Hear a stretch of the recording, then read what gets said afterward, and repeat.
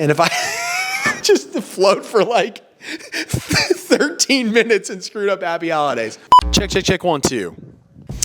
Hey, so let's just get into it. There's a ton of stuff that's happening in real estate right now, and there's a lot of it has to do with the interest rates, and a lot of it also has to do with people thinking that the real estate market's going to crash. So, God, I feel like I've been saying that for literally ever, but that's how it feels right now. It just feels like there's one market segment that it's super hot and another market segment where it feels like, man, like you can't even try to sell the house. How does that exist in the same space? Well, here's what's happening.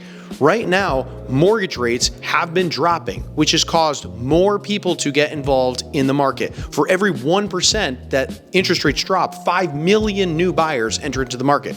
But like where? Where are these people? Well, they're in certain market segments where they're really popular, like 300,000, 400,000, 500,000 in Connecticut. Those price ranges that are above that do not see the same amount of activity. So you can have a neighbor or a friend at work who is like, yeah, dude, my house is sitting. And another person who's like, I got 10 offers on my house. That's what's happening. The other weird thing that's going on in the market right now is that Connecticut is like pretty much in a bubble. If you looked at a recent graph of what's happening, we're like the top second market in the entire country, like the entire country. Those in like Tampa, Florida are in a very, very different market. Foreclosures are rising. They're seeing prices absolutely drop and decimate. The West Coast is seeing homes that are sitting on the market for a long time. And like here in New England, we're in a bit of a bubble. And like, why? Well, number one, we have land constraints. So we don't see the amount of overbuilding that's happening in the South or in the West. We don't have that sort of migration that's happened in other areas where they had a lot of people coming down during COVID and then all of a sudden they overbuilt. We had a lot of people come in our areas from the cities during COVID, but like we didn't have a whole lot of building that happened. So we still have a hot market with people jumping around. So that's what's happening there. Okay, what's going on with these interest rates? Well, with interest rates, it feels almost like decoupled from normalcy. Like, okay, wait a second, they dropped the interest rates the other day and the Fed said, yes, we're gonna drop them, but like interest rates for mortgages went up. Well, the reason is that's because the Fed is associating their interest rates with the short term. So like car loans and credit card rates and like construction loans, those drop. But the ones that are associated with the mortgages, that takes delays. And those actually move on the news of mortgage rates or the Fed dropping interest rates. So like, they already happened. And like that data that looks at labor and it looks at employment, they're associating those with interest rates, and all of a sudden the interest rates can go up based upon some other news that comes out. So people are like really confused as to what's happening right now. And so my email account is full of like, hey, what's going on here, man? Like we were hoping to refinance, or hey, we're not really sure. Is their house prices going up, going down? Is this a good time to sell in 2026? Like what's happening? So I'm just getting back to people based upon what their situation really is for them. I'm jumping into our home valuation tool, which we call Fellow, and we're looking at the valuation. If it needs to be updated because they updated a bathroom, we're updating it, and we're just keeping a careful eye on the market in their particular area. I have some people where I'm like, dude, you should get your house on the market like pretty soon because there's like nothing available right now, and the town that you want to move to has like a lot that's on the market. It's a great time. You can take advantage of it. Some people, it's like, yeah, great, man. You want to get involved in investments? Like there's a couple that are sitting out there that would be awesome to grab during these winter seasons, or we're waiting until spring, whatever makes more sense for people. All right, so that's what's kind of happening with prices.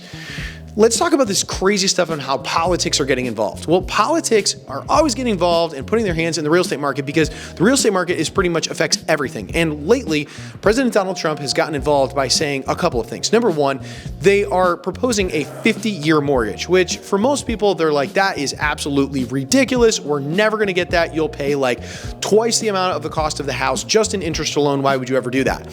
And for many people, like, that's true.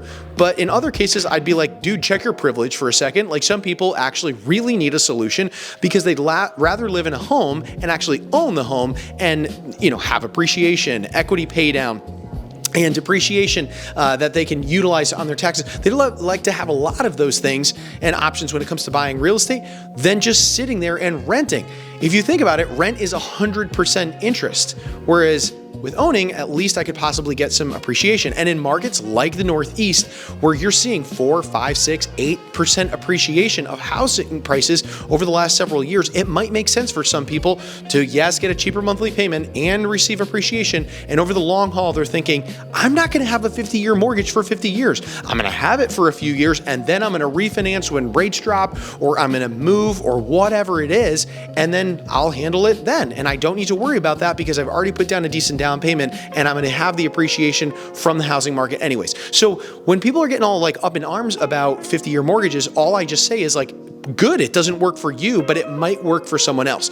If you've been someone and you're like, hey, listen, every penny counts right now and I'd love to own a home and maybe saving a few $100s a month might be something, then when that happens, if it happens, then that might be a product for you. So politics is getting involved, but here's what I say, until it happens, it's more noise.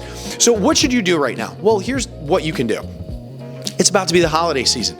Lean into gratitude, and that's what we're doing. We are just saying thank you so much to all of our clients out there who have been gracious enough to work with us over the past several years. We're thankful. Thank you. Please continue to refer us. We absolutely love every referral that comes our way. Also, we just want to give back. So we've been doing food drive lately. We are doing cookies with Santa. We just had an amazing trunk or treat for Halloween, and we're just preparing for an amazing fall season and into 2026. We've also just started our really cool exclusive past clients, friends, and family Facebook page that I want to invite you to. If you haven't done it, you can find more information in the description. We're always giving stuff away, giveaways, lots of fun prizes, access to contractors who we feel like are unicorns. They actually return your call. They're decent prices. You got so much available for you in there. So I hope to see you in there and check out what we have available, and hope to see you around into 2026. And if I don't see you then, have happy. And if I just float for like 13 minutes and screwed up happy holidays. And if I don't see you before 2026, have a happy holidays with you and your family.